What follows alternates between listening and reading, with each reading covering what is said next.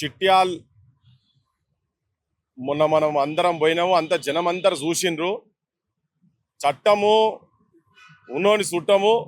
ఈ చట్టాలన్నీ కూడా కొంతమంది పైన ఉన్నటువంటి వాళ్ళ చేతులలోనే వాళ్ళు ఎట్లా అనుకుంటే అట్లా వాళ్ళ ఇష్టం వచ్చిన వాళ్ళ మీద కేసులు పెడతారు, వాళ్ళ ఇష్టం వచ్చిన వాళ్ళను లోపల పంపిస్తారు, వాళ్ళ ఇష్టం వచ్చిన వాళ్ళ మీద శిక్షలు వేసేందుకు ఒక నిదర్శనము.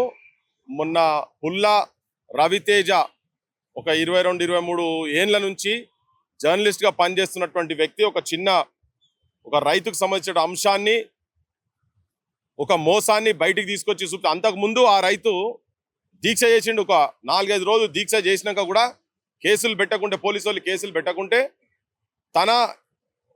ఈ పుల్లా రవితేజ తన దగ్గరికి పోతే ఆయన దాన్ని ఒక వీడియో తీసి వాళ్ళ ఛానల్లో వేస్తే, అరే నువ్వు ఎట్లేస్తావురా, మా మీద వేస్తే ఎట్లేస్తావురా అని చెప్పని అతి కిరాతకంగా, అతి నీచంగా ఇప్పుడు 80 ఏండ్ల స్వతంత్ర దేశంలో గుండాలు, ఎవరు కాంగ్రెస్ గుండాలు, కాంగ్రెస్ పార్టీ ప్రధాన కార్యదర్శి వంశీకృష్ణ మధువంశీ అనేటైనా ఆయన గ్యాంగ్తో వచ్చి బగ్గా దాగి రాత్రి 10:30కు వచ్చి దాడి చేసి భార్యాభర్తల్ని ఇద్దరిని ఘోరంగా కొట్టి కింద పడేసి తొక్కి, ఆడబిడ్డ ఒక మాదిగ ఆడబిడ్డను గొంతు పట్టి పిసికి, ముక్కు మూసి నోరు మూసి ముక్కు శ్వాస పోనీయకుండా ముక్కు కూడా ఇట్లా పట్టుకొని బయటికి ఒర్రితే చుట్టుపక్కల జమ అవుతారనే ఉద్దేశంతో అట్లా కానియకుండా చేసి అడ్డగోలుగా కొట్టిన తర్వాత ఇదంతా ఎవరు కూడా అక్కడ లోకలోళ్ళు స్పందించినా ఇక్కడ దాకా పెద్ద ఎత్తున అది ఇష్యూ కాలేదని తెలిసి మేము అందరం పోయినాం.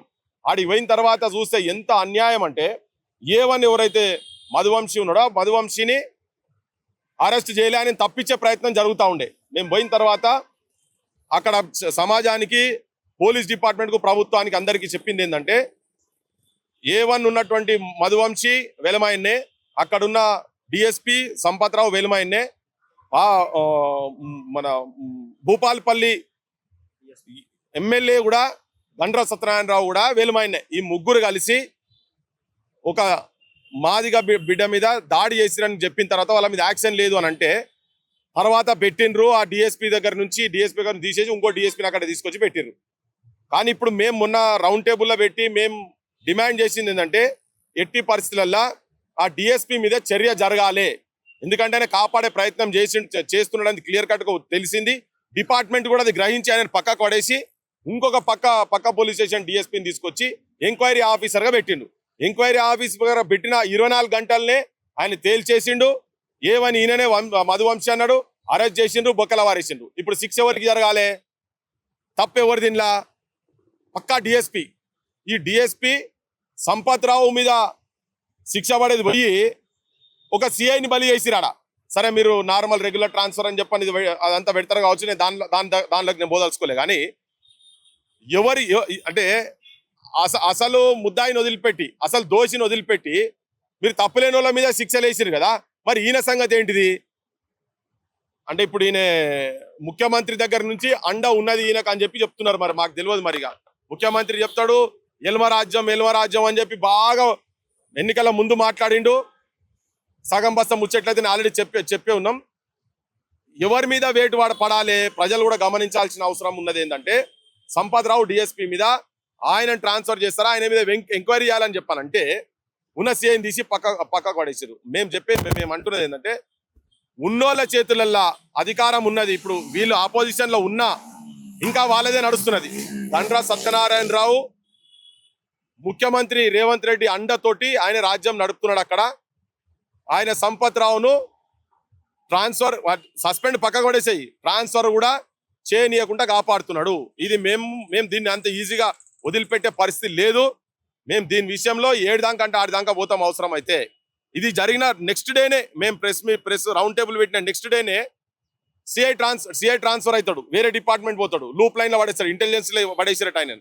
కానీ సంపత్రావు మాత్రం ఆడనే ఉన్నాడు. ఇంకోటి ఇక్కడ ముత్తు యాదవ్ ముచ్చట, ఆయన ఏదో అశ్రద్ధ చేసిందని చెప్పి సస్పెండ్ చేసింది కదా. ముఖ్యమంత్రి గారు పోక్సో కేసు కింద పేరెంట్స్ పోయి పోలీస్ స్టేషన్లో పోయి కంప్లైంట్ ఇస్తే, ఎవరి మీద? కేంద్ర మంత్రి బండి సంజయ్ కొడుకు మీద కంప్లైంట్ చేస్తే, నువ్వు ఒక 10 రోజులు ఆయనను ఎట్లా కాపాడినవో ముఖ్యమంత్రి నీకెరికే, పోలీసు వాళ్ళకెరికే, సమాజానికి కూడా మొత్తం తెలిసిపోయింది, తేట తెల్లమైంది. మళ్ళా మా బోటులం అందరం దాని మీద ఎగబడితే అప్పుడు నువ్వు ఆ పిల్లగాన్ని తీసుకొచ్చి అరెస్ట్ చేసిర్రు, లోపడిపోయిండు. కానీ ఇక్కడ మేము మళ్ళా చెప్తున్నాం, అంటే మరి ఈయనను కాపాడింది ఎవరు? ఒకవేళ ఇక్కడ ఈ కొండా సురేఖకు సంబంధించిన రక్షించే ప్రయత్నం చేసినని చెప్పని ముత్తు యాదవ్ మీద శిక్ష పడ్డది కదా, మరి నువ్వు 10-15 రోజుల దాకా నీ ఎంబడి స్టేజ్ మీద బండి సంజయ్ కూర్చుంటాడు, ఆయన ప్రధానమంత్రి పక్క కూడా కూర్చొని ఉంటాడు. మరి ఇప్పుడు నువ్వు కాపాడినట్టే కదా, మరి శిక్ష ఎవరికి ఇవ్వాలి ఇక్కడ?